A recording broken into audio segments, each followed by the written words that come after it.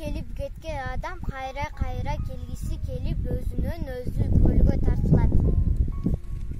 Күнгө чагылышкан күмүш толкундары көл үстүндө калгып сүзүп жүргөн ак куулары бул өзү ажайып керемет.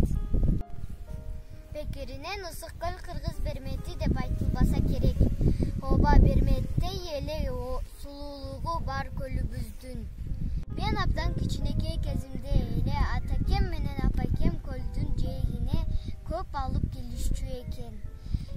Жаз айы келип күн жылый баштаганда эле көлгө барам деп ыйлай баштайм. Көлдүн жээгинде бөбөгүм экөөбүз ары бери чуркап